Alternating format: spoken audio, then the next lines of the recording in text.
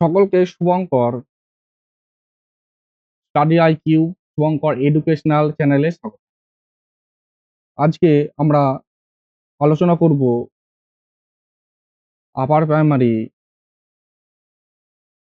জন্য ধ্বনি বর্ণ স্বরবর্ণ ক্লাস। আজকের ক্লাসে থাকবে ধ্বনি সম্পর্কে আলোচনা করা হবে, বর্ণ সম্পর্কে আলোচনা করা হবে আর স্বরবর্ণ। তাহলে চলো শুরু করা যাক। প্রথম হচ্ছে ধ্বনি। ধ্বনি কাকে বলবো? ধ্বনি কাকে বলবো? ধ্বনি হেডিং করি।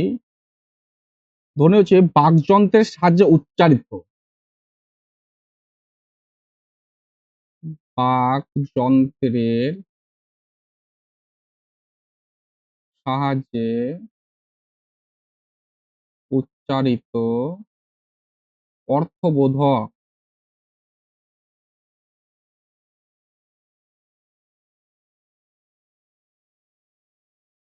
আওয়াজকে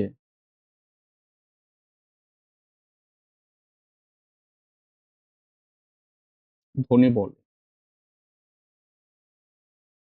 ধ্বনি বলে। তাহলে ধ্বনি হচ্ছে বাকযন্ত্রের সাহায্যে উচ্চারিত অর্থবোধক আওয়াজকে ধ্বনি বলে। তো বাকযন্ত্র কি সেটা সম্পর্কে আমরা জানবো। বাকযন্ত্র কি তার সম্পর্কে জানবো।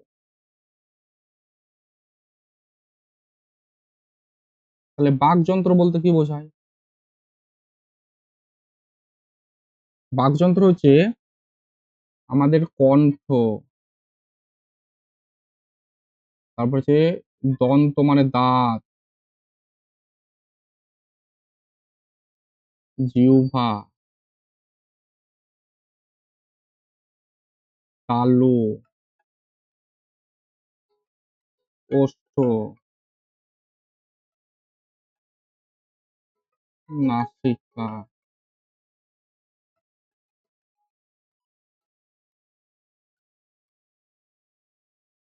তাহলে আমরা আলোচনা করলাম কি, জানতে পারলাম যে বাকযন্ত্র। বাকযন্ত্র মানে কণ্ঠ, দন্ত, জিহ্বা, তালু, ওষ্ঠ আর হচ্ছে নাসিকা।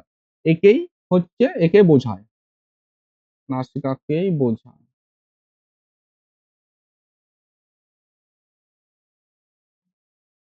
পরবর্তীতে আমরা কি জানবো, যেমন হচ্ছে ধ্বনি। ধ্বনি সম্পর্কে একটু উদাহরণ দেওয়া যাক।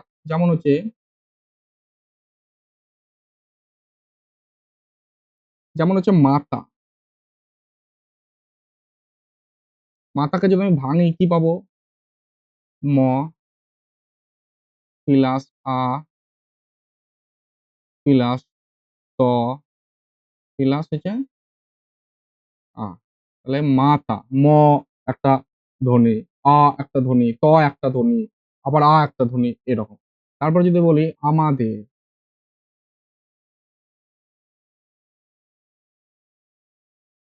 তাহলে আমাদের যদি বলি তাহলে কি পাবো আমরা? পেলাম আ যুক্ত ম যুক্ত আ যুক্ত দ যুক্ত এ যুক্ত র যুক্ত অ। তাহলে আমাদের। তাহলে আ, ম, আ, দ, এ, র, এগুলো এক একটা কি, এক একটা সব হচ্ছে হ্যাঁ ধ্বনি। এবার আমরা জানবো বর্ণ। ধ্বনির পর এবার জানবো আমরা বর্ণ।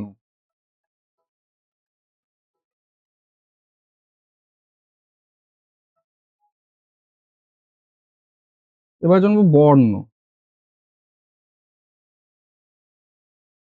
বর্ণ, বর্ণ, এটা মাত্রাতে হবে না। বাকযন্ত্রের সাহায্যে উচ্চারিত, বাকযন্ত্রের সাহায্যে উচ্চারিত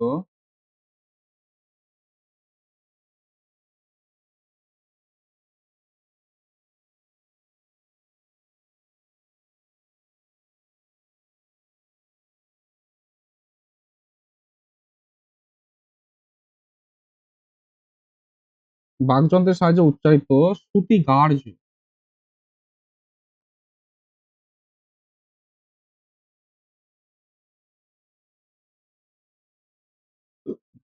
ধ্বনির লিখিত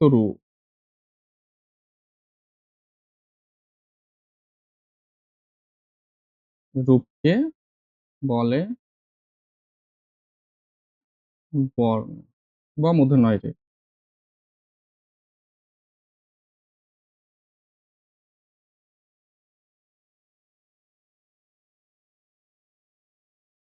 লিখিত, তাহলে বাকযন্ত্রের সাহায্যে উচ্চারিত শ্রুতিগ্রাহ্য যেটা আমরা শুনতে পাচ্ছি ধ্বনি, সেই শ্রুতিগ্রাহ্য ধ্বনি লিখিত যে রূপ, সেই রূপটাকে বলা হয় বর্ণ। যেমন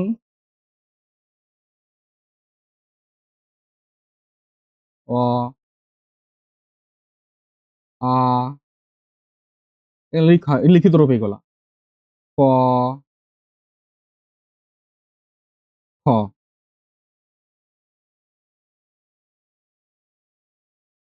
ইত্যাদি। এবার আমরা জানবো বাংলা ভাষায় মোট বর্ণ সংখ্যা। বাংলা ভাষায়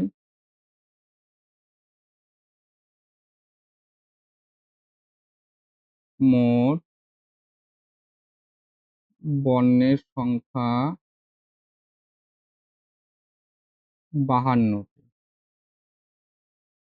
তার মধ্যে লি বাদ, লি বাদ বলতে গেলে ব্যবহার করা হয় না, লিকে ব্যবহার করা হয় না, তাহলে আমরা ধরবো 51টা। আর ব আছে দুটো, তুই যদি একটা ধরি তো 50।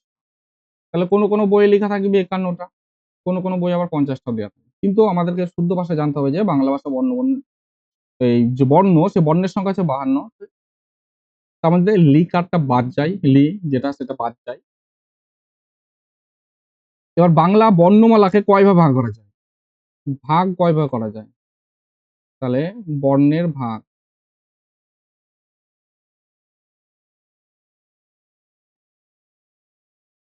বর্ণের ভাগ হচ্ছে 2 ভাগ।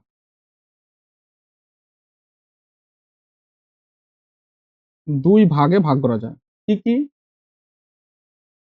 একটা হচ্ছে স্বরবর্ণ,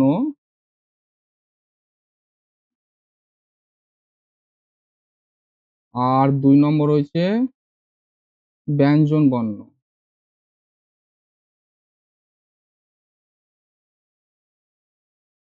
এই 2 ভাগ এ ভাগ করা যায়। এবার আমরা আজকে আমাদের ক্লাসে আলোচনা করব যে স্বরবর্ণ সম্পর্কে আলোচনা করা হবে।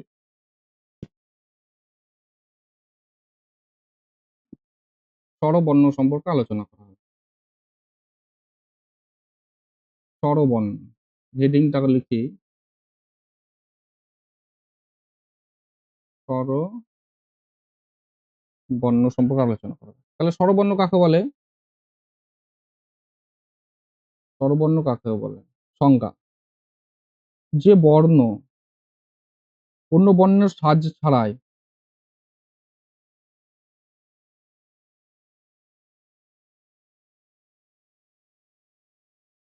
সাহায্য ছাড়াই স্পষ্টরূপে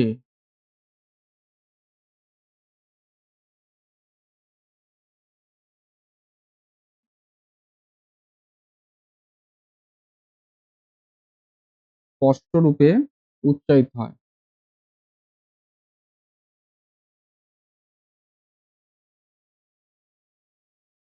তাহলে যে সব বর্ণ অন্য বর্ণের সাহায্য ছাড়াই স্পষ্টরূপে উচ্চারিত হয় এবং অন্য বর্ণের উচ্চারণে সাহায্য করে, এবং অন্য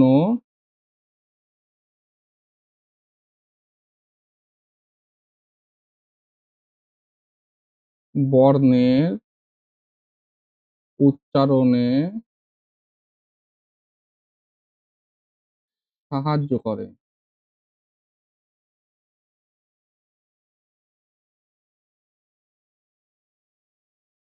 সেই বর্ণগুলোকে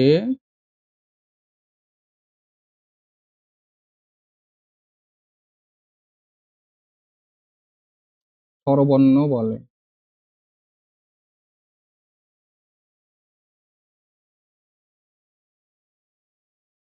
তাহলে যেসব বর্ণ অন্য বর্ণের সাহায্য ছাড়াই স্পষ্টরূপে উচ্চারিত হয় এবং অন্য বর্ণের উচ্চারণে সাহায্য করে সেই বর্ণগুলোকে স্বরবর্ণ বলা হয়। তাহলে বাংলা ভাষায় স্বরবর্ণের সংখ্যা কটা? স্বরবর্ণের সংখ্যা কটা বাংলা ভাষায়? স্বরবর্ণ,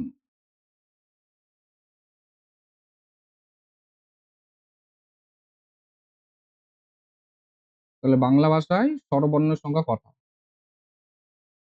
স্বরবর্ণ সংখ্যা 12টা। স্বরবর্ণ 12টি। কি কি?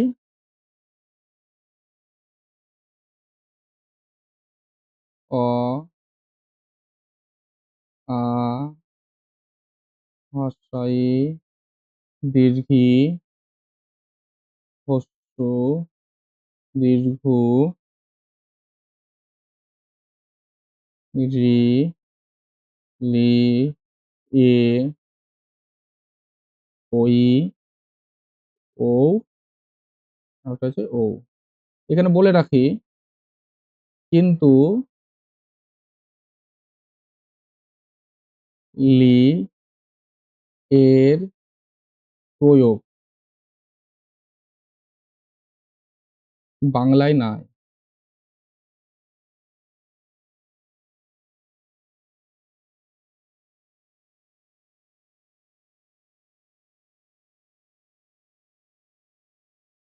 রি এর প্রয়োগ বাংলায় নাই। হুম, তাহলে বাংলায় যদি রি এর প্রয়োগ না থাকে তাহলে স্বর যে বর্ণ সেটা কটা হবে? অতএব স্বরবর্ণ সংখ্যা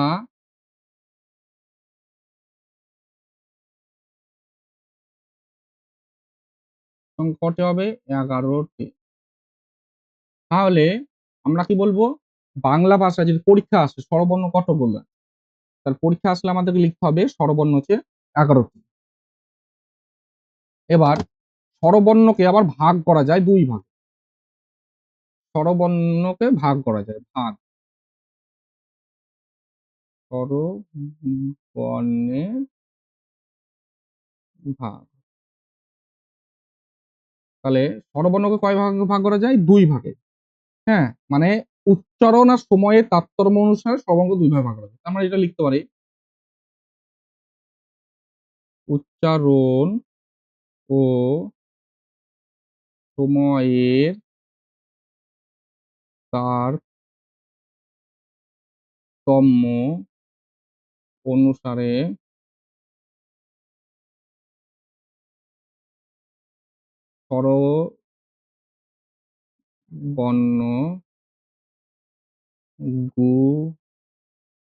স্বরবর্ণগুলিকে দুই ভাগে ভাগ করা যায়।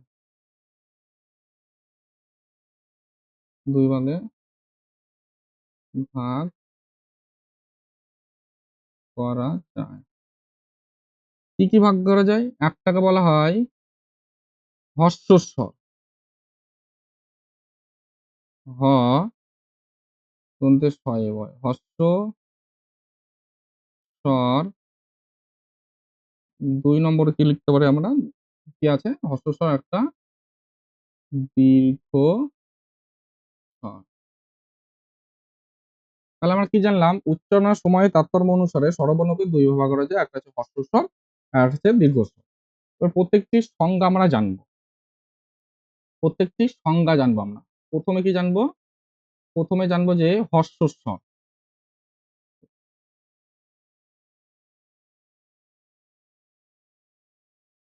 প্রথমে জানবো হস্যস্বর কাকে বলে। তাহলে যে স্বরবর্ণ উচ্চারণ করতে কম সময় লাগে তাকে হস্যস্বর। যে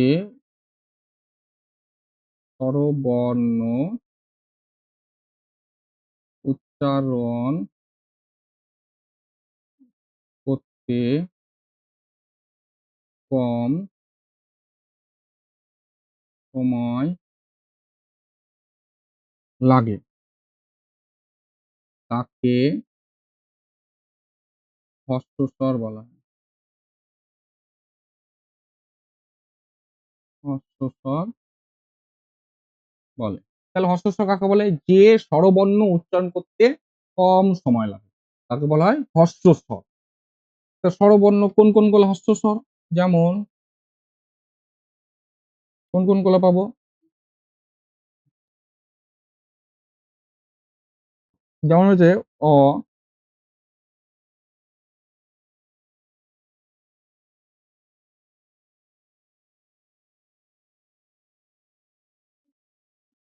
একটা পেলাম অ, একটা পেলাম হস্রই, আর হচ্ছে হস্রু, আর একটা হচ্ছে রি। এই কটা হচ্ছে হস্রস্বর।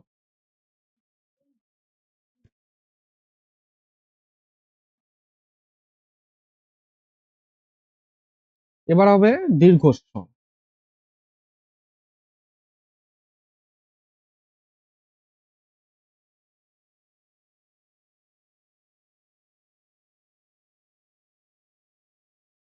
দীর্ঘস্বরের সংজ্ঞা আমরা জানবো। যে স্বরবর্ণ উচ্চারণ করতে দীর্ঘ সময় লাগে তাকে বলা হয় দীর্ঘ। যে স্বরবর্ণ উচ্চারণ করতে দীর্ঘ সময় লাগে তাকে তাকে দীর্ঘস্বর বলা হয়। দীর্ঘস্বর বলে। এবার আমরা জানতে হবে দীর্ঘস্বর কি কি। যেমন কি কি দীর্ঘস্বর আছে? দীর্ঘ উচ্চারণ করতে বেশি সময় নেয় আ, দীর্ঘ ই, হো, আর দীর্ঘ ই গেল, দীর্ঘ, আর এ, ওই, ও, ও। এই কটি হচ্ছে দীর্ঘস্বর, বেশি সময় নেয়।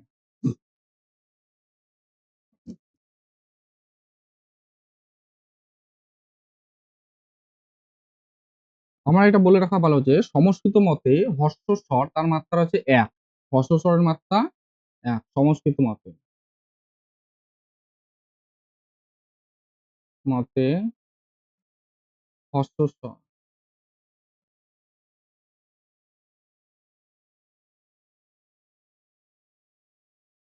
কমাত্রার এক মাত্রা। আর সংস্কৃত মতে আছে দীর্ঘস্বর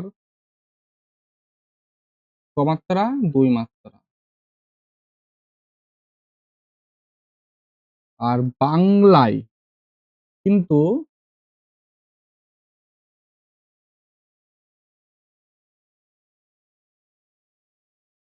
বাংলা ভাষাতে হস্র ও দীর্ঘ স্বর কত এক মাত্রায় হয়। দীর্ঘস্বর এক মাত্রা হয়। এই গেল হস্রস্বর দীর্ঘস্বর। এবার আমরা জানবো প্লুত স্বর। কি জানবো? প্লুত স্বর।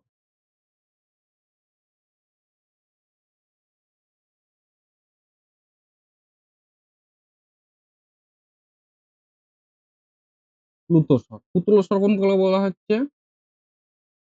আমরা যখন কোনো গান করি, কাউকে ডাকি, আবেগ প্রকাশ করি, তোমরা টেনে টেনে উচ্চারণ করি। তাহলে গান করার সময়,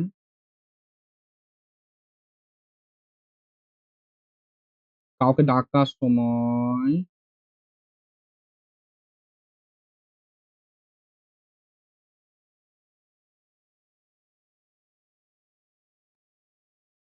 গান করার সময়, কাউকে ডাকার সময়, আবেগ প্রকাশ করার সময়।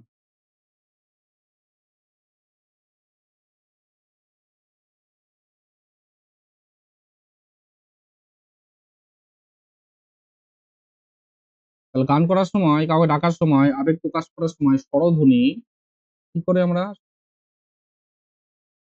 স্বরধ্বনির টেনে টেনে টেনে উচ্চারণ করা হয়। উচ্চারণ কে বলে প্লুত স্বর। প্লুত স্বর। যারা এই ভিডিওটি দেখছো তারা অবশ্য খাতা পেন সঙ্গে করে রাখবে, কারণ হচ্ছে আমি লিখাচ্ছি সেগুলো লিখে নেবে। আর পরবর্তীতে দুবার লিখতে হবে না, একবার লিখে নিলে বাস মুখস্থ হয়ে যাবে। যেমন উদাহরণ কি কি দিতে পারি, যেমন আমি এইভাবে ডাকতে পারি, ও হে, ও হে, এভাবে ডাকলাম। তারপরে যদি বলি এইভাবে, যদু, যদু হে, এইভাবে টানা দিচ্ছি, একবার টানা। হ্যাঁ, আমরা বলছি, তার জন্য এটাকে বলা হয় প্লুত স্বর। মানে গান করার সময় বা কাউকে ডাকার সময় বা কোনো আবেগ প্রকাশ করার সময় স্বরধ্বনি টেনে টেনে যে উচ্চারণ করা হচ্ছে সেটাকে বলা হচ্ছে প্লুত স্বর। এই গেল প্লুত স্বর। এবার আমরা কি জানবো? প্লুত স্বরের পরে জানছি হচ্ছে মৌলিক স্বর জানবো। জানবো মৌলিক স্বর। মৌলিক,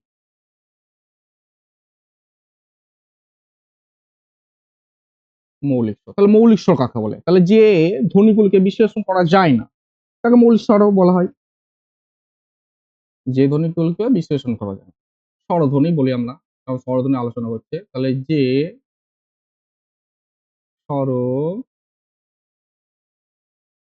স্বরধ্বনিকে বিশ্লেষণ করা যায় না, মানে ভাঙা যায় না, বিশ্লেষণ করা যায় না, তাকে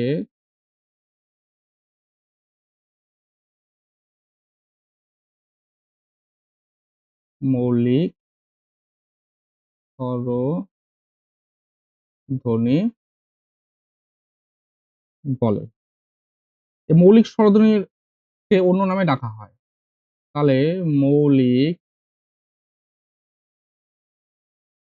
স্বরধ্বনির অপর নাম। মৌলিক স্বরধ্বনির অপর নাম কি? কি বলা হয় তাকে? বলা হয় প্রাথমিক স্বর বা প্রাথমিক স্বর বা শুদ্ধ স্বর। শুদ্ধ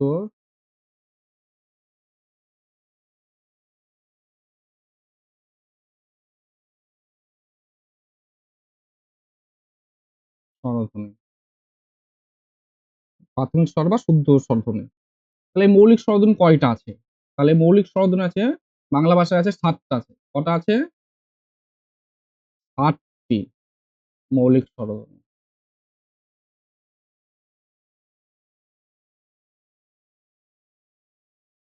তাহলে মৌলিক স্বরধ্বনি কটা আছে? ৭টা। কি কি আছে? অ, আ, হস্বই, হস্যু, আ আ, অ, তারপরে আ গেল, হস্যই গেল, হস্যু গেল, রি গেল, এ গেল, আর গেল ও। এই কটা হচ্ছে মৌলিক স্বর। এবার আমরা কি জানবো? মৌলিক স্বর তো জানলাম। তাহলে যেসব স্বরধ্বনি বিশ্লেষণ করা যায় না তাকে বলে মৌলিক স্বরধ্বনি। মৌলিক স্বরধ্বনির অপর নাম হচ্ছে প্রাথমিক স্বর বা শুদ্ধ স্বরধ্বনি। কি কি? অ, আ, হস্যই, হস্যু, রি, আর হচ্ছে এ, ওই। এবার আমরা জানবো যে যৌগিক স্বর। কি জানবো? যৌগিক স্বর।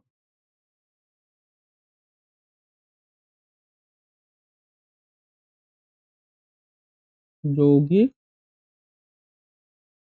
স্বর। যৌগিক স্বর কোনগুলোকে বলে?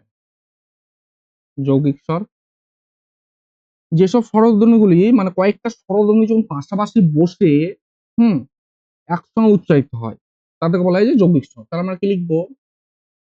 একটু ভালোভাবে লিখি, যে কয়েকটি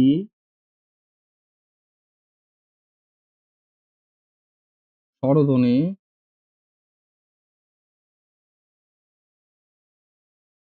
পাশাপাশি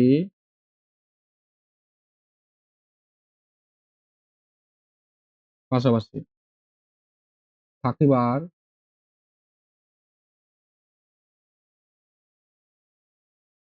ফলে একসঙ্গে উচ্চারিত হয়।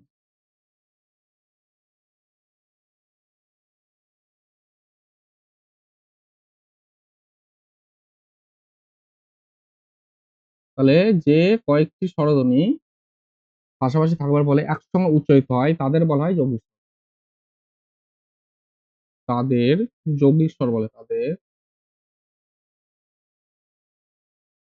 যৌগিক স্বর বলে। হ্যাঁ, এবার আমরা কি কি বলে, কি কি আছে যৌগিক স্বরধ্বনি আমরা তা জানবো। আগে জানি যৌগিক স্বর অপর নাম। তাহলে এই স্বরের অপর নাম কি? যৌগিক স্বরকে অন্য নামে কিভাবে ডাকা হয়? পরীক্ষা আসতে অনেক সময়। যৌগিক স্বর এর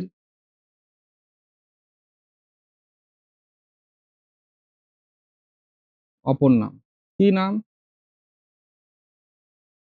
একটা হচ্ছে সন্ধি স্বর, একটা হচ্ছে সন্ধ্যাক্ষর,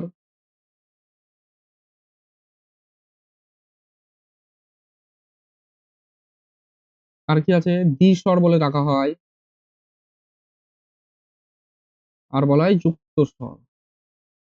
কারণ দুটো স্বর যুক্ত মিলে হচ্ছে বলে এটাকে বলা হয় যুক্ত স্বর। কি কি আছে যৌগিক স্বর? দুটো আছে যৌগিক যৌগিক স্বর। কি কি আছে? দুটো আছে। একটা আছে ওই কি ওই ওইটা কিভাবে শুরু হচ্ছে? দুই ভাবে হয় ওই। একটা আছে ও যুক্ত হর্ষ ই দিয়ে হতে পারে, নালে কিভাবে হতে পারে অসতে অস্ট্রই দিয়ে যুক্ত হতে পারে।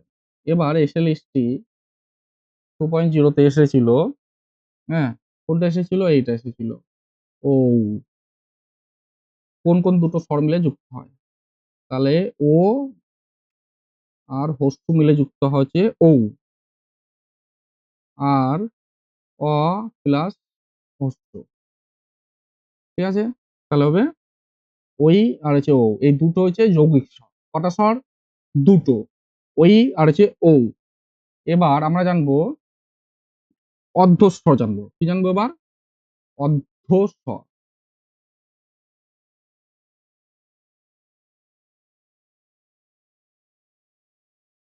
অর্ধস্বর জানবো।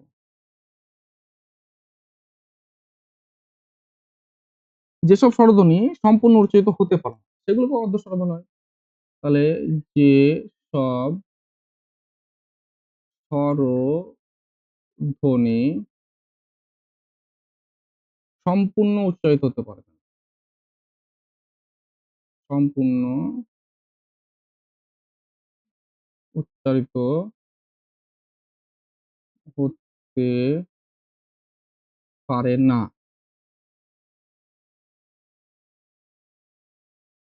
সেই স্বরধ্বনিকে সেই স্বরধ্বনিকে অর্ধস্বর বলা হয়। অর্ধস্বর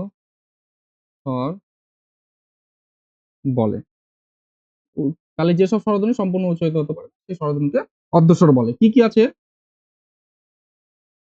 যেমন হস্র ই, হস্রু, এ আর আছে ও। হ্যাঁ, আমরা এইগুলা বললাম হস্র হস্র এ ও, এগুলোকে অর্ধস্বর বলে। তো কিভাবে বলবে, কখন বলবে? আমরা যদি এইগুলোকে বলি, যেমন একটা উদাহরণ দিই, যেমন এখানটায় উদাহরণ দিই বই, কেউ, আর কি হতে পারে যায়, আর যাও।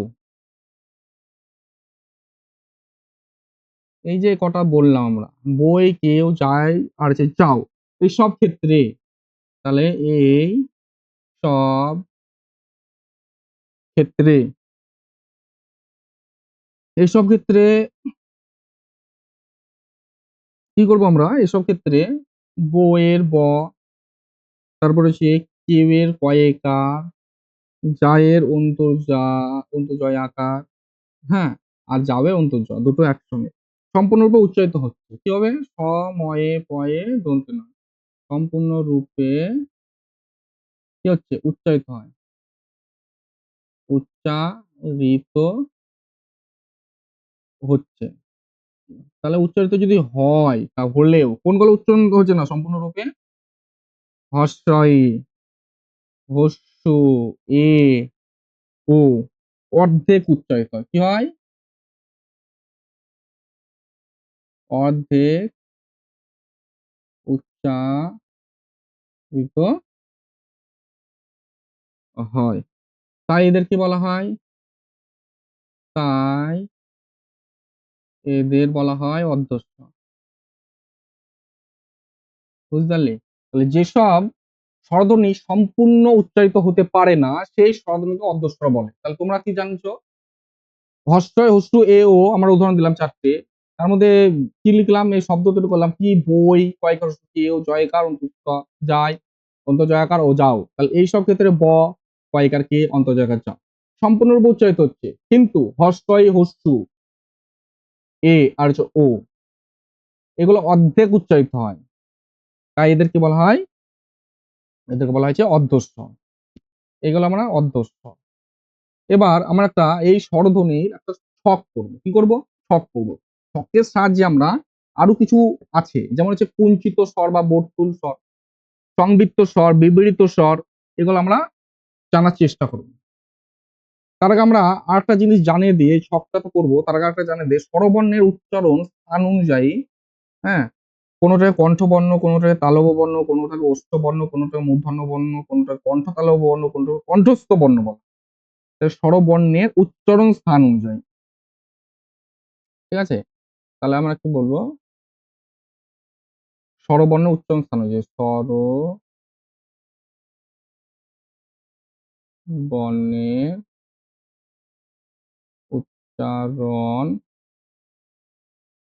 স্থান অনুযায়ী।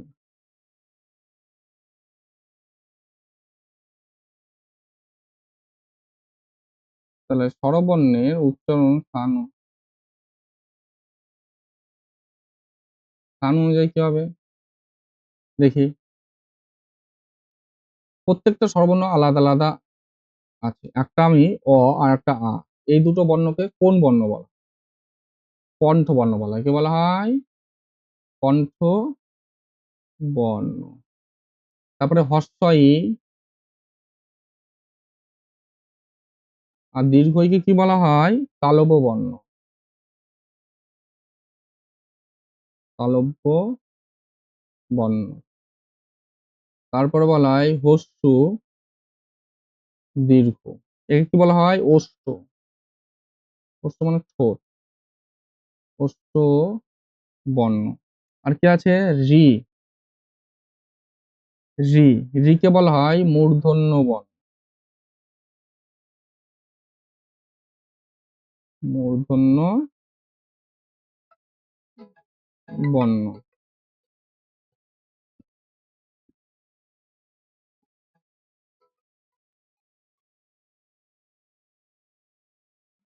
রি হচ্ছে মূর্ধন্য বর্ণ হলো। এবার হচ্ছে এ ওই। তাহলে এবার এ গেল আর হচ্ছে ওই। এ ওইকে বলা হয় কণ্ঠ তালব্য। কণ্ঠ তালব্য বর্ণ। তারপর হচ্ছে ও আর আছে ও, এটাকে বলা হয় কণ্ঠস্থ বর্ণ।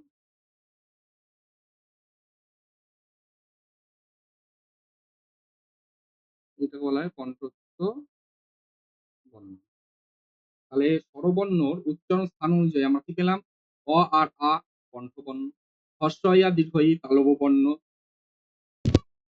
তাহলে আমরা কি পেলাম? স্বরবর্ণের উচ্চারণ স্থান অনুযায়ী অ আ কণ্ঠবর্ণ পেলাম, হস্র ই দীর্ঘ ই তালব্য বর্ণ পেলাম, হস্যু দীর্ঘ হচ্ছে ওষ্ঠ্যবর্ণ পেলাম, রি, রি হচ্ছে মূর্ধন্য বর্ণ পেলাম, এ ওই, এ ওই হচ্ছে কণ্ঠ তালব্য বর্ণ পেলাম, ও আর ও হচ্ছে কণ্ঠস্থ বর্ণ পেলাম। আমরা এ কটা পেলাম। এবার আমরা জিহ্বার অবস্থান অনুযায়ী স্বরবর্ণের একটা ছক করব। ছক, ঠিক আছে? ছক করব। স্বরধ্বনির উচ্চারণে জিহ্বার অবস্থান, যেটাকে আমরা ছকে লিখবো। হেডিং হবে স্বর ধ্বনি উচ্চারণে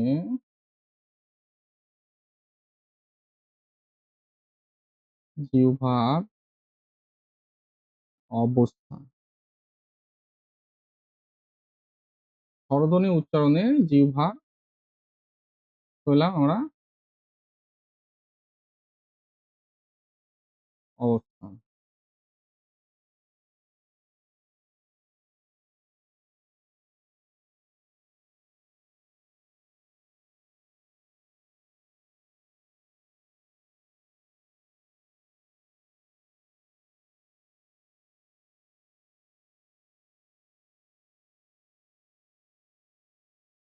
স্বরধ্বনি উচ্চারণে জিহ্বার অবস্থান পেলাম। কি কি বা ছকটা করবো, ছকটা খুব সুন্দর করে তোমরা বুঝে নিবে, এই ছকের মাধ্যমে সমস্ত কিছু জানতে পারবে।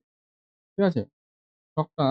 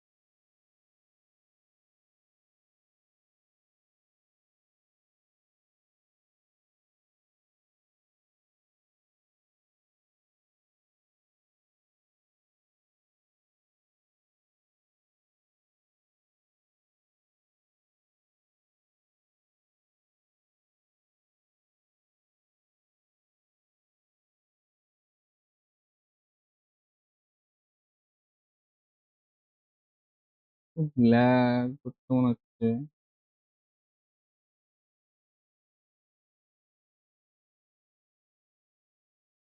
দেখ আমি এমনি জাস্ট আঁকিয়ে দিচ্ছি, ল্যাগ করছে।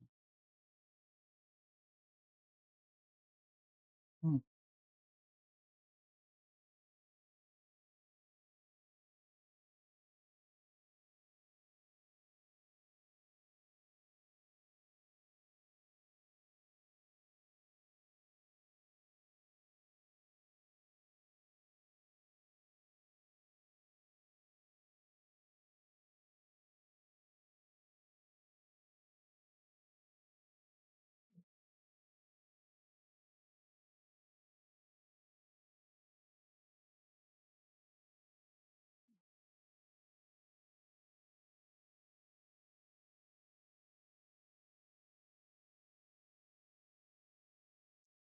এই হচ্ছে হস্রই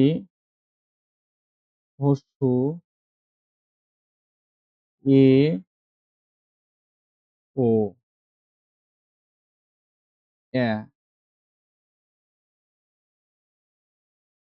অ, আর হচ্ছে আছে নিম্ন, সব নিচে। এখানে আ লিখতে পারো, এখানে আ লিখতে পারো, তাহলে আমরা কি করবো, ফার্স্ট কাটটা হচ্ছে উচ্চ। এটা কি, হস্যু চয়ে চয় মানে উঁচুতে আছে, হস্রই আর হস্যু দুটোই কি আছে, উচ্চ আছে। আর এটা কি হবে, সংবৃত্ত হবে, সংবৃত্ত, উচ্চ প্লাস সংবৃত্ত। আর এটা আছে এ হচ্ছে উচ্চ মধ্য, উচ্চ মধ্য আর হচ্ছে অর্ধ সংবৃত্ত। কি হবে, অর্ধ সংবৃত্ত। আর হচ্ছে হচ্ছে নিম্ন মধ্য। কি এটা, নিম্ন মধ্য, নিম্ন মধ্য। আর এটাকে বলা হয় অর্ধ বিবৃত বলা হয়। আর কি বলা হয়, নিম্ন মধ্য বলা হয়, আর বলা হয় অর্ধ বয়রি, বিবৃত বানান বয়ে,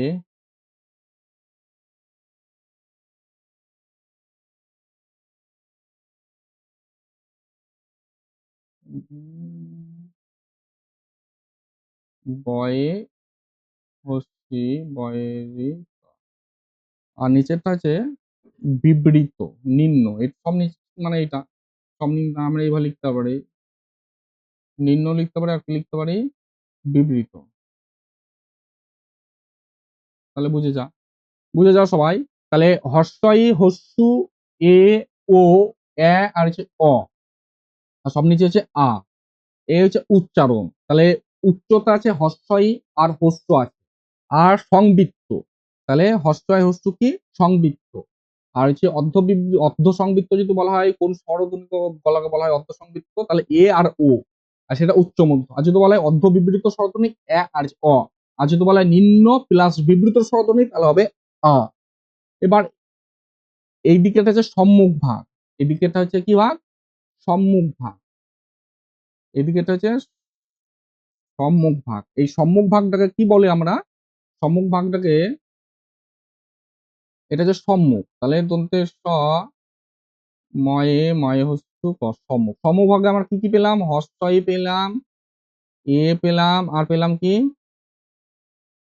পেলাম।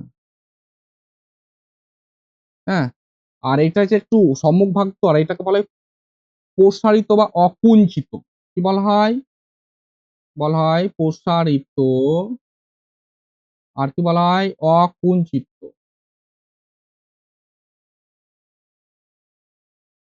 কোচকাবে না, অকুঞ্চিত। আর এইটাকে বলা হয়, এটা সম্মুখ পেলাম, তাহলে এইটাকে হবে পশ্চাৎ। কি হবে এটা? পশ্চাৎ। পশ্চাৎ এটা। প তালপুর, তালপুর ছয়ে, তালবস ছয়ে, ছয় আকার খণ্ডে পশ্চাৎ। পশ্চাতের মধ্যে কি কি পড়ছে তাহলে? হস্যু পড়ছে, ও পড়ছে, আর পড়ছে অ। এর স্বরধ্বনি গলা পড়ছে। আর এই স্বরধ্বনির বৈশিষ্ট্য কি? এই বৈশিষ্ট্য আছে কুঞ্চিত। তা কুঞ্চিত স্বরধ্বনি বলে এই তিনটাকে বলতে হবে। কুঞ্চিত। আর বর্তুল মানে গোলাকৃতি বলা হয়। তয়রে বসছিল বর্তুল, আর গোলাকৃতিটা লিখে দিই, গোলাকৃত। ও গোল হচ্ছে না ঠোঁট, ও, তারপরে হচ্ছে হস্যু তাই জীব বলার সময় হালকা অবস্থান, ঠোঁট, এইগুলো সব গোল আকার আছে। হস্যু, ও, অ, এইগুলা। আর যেগুলা কুঞ্চিত মানে অকুঞ্চিত বা কি প্রসারিত, সেগুলো হচ্ছে হর্ষ ই, এ, এ, আর নিম্ন হচ্ছে আ। পরীক্ষা আছে যে হ্যাঁ মধ্য স্বরধ্বনি বা নিম্ন স্বরধ্বনি বা বিবৃত স্বরধ্বনি নাম বলো, তাহলে হবে আ। এই যে আ কে আর কি কি বলা হয়? বলা হয় কেন্দ্রীয় স্বরধ্বনি। কি বলা হয়? কেন্দ্রীয়। আর বলা হয় কি বলা হয়? স্বাভাবিক মধ্যস্বর বলা হয়, স্বাভাবিক স্বরধ্বনি। দন্তে শয়ে বয়ে আকার ভয় আকার বয়সিক স্বাভাবিক। আর বলা হয় মধ্য স্বর। তাহলে মধ্যস্বর কোনটাকে বলে? তাহলে বলতে হবে আ। তাহলে এই ছকটা থেকে আমরা অনেক কিছু প্রশ্ন জানতে পারবো। কি কি জানতে পারবো?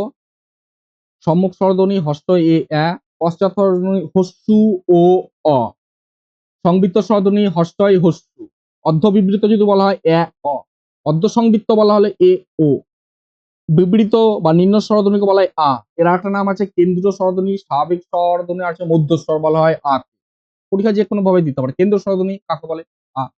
যেটা বলে পশ্চাৎ স্বরধ্বনির মধ্যে, হ্যাঁ, কাকে বলে, মানে পশ্চাৎ স্বরধ্বনি কোন কোন গুলো? তাহলে ও, হস্যু, অ। গোলাকৃত স্বরধ্বনি এইটা হবে ও, হস্যু, অ। আর সম্মুখ স্বরধ্বনি হস্যই এ এ, প্রসারিত কুঞ্চিত হস্য এ এ। এই কটা হচ্ছে স্বরধ্বনি। এই গেল স্বরধ্বনির সংক্ষিপ্ত বিভাজন। হুম, আমরা এতদূর পর্যন্ত যেসব সকল স্টুডেন্ট আমার সঙ্গে আছো এবং তোমরা নিজেরা নোট করে নিলে খাতাতে, আর পরবর্তীতে কোনো নোট করতে হবে না, এটা তোমরা পড়তে পারবা। প্রাইমারির জন্য, এসএলএসটির জন্য, হ্যাঁ, এটা হচ্ছে যথেষ্ট। ধ্বনি থেকে স্বরধ্বনি সম্পর্কে আমরা আজকে আলোচনা করলাম। পরবর্তী ক্লাসে আলোচনা করব ব্যঞ্জন বর্ণ সম্পর্কে। চলো এইখানটায় আজকে ক্লাসটা কি করি, শেষ করি। আজকে সমাপ্ত। আজকে ক্লাস এখানটায় কি সমাপ্ত। দেখা হচ্ছে পরের ক্লাস। সকলকে ধন্যবাদ এতক্ষণ আমার সঙ্গে জুড়ে থাকার জন্য। আর একটু যদি আমার ক্লাসটা দেখে একটু উপকৃত ভালো মনে হলো, তাহলে তোমরা হ্যাঁ আমার এই ভিডিওটিকে লাইক করে আমার চ্যানেলটিকে সাবস্ক্রাইব করে দিও। তাহলে পরবর্তী যেসব বা নোটিফিকেশন বেলটা অন করে দিলে পরবর্তী যেসব আমি ভিডিওগুলো দিব তোমরা কাছে সরাসরি পৌঁছে যাবে। ঠিক আছে? চলো থ্যাংক ইউ। ধন্যবাদ।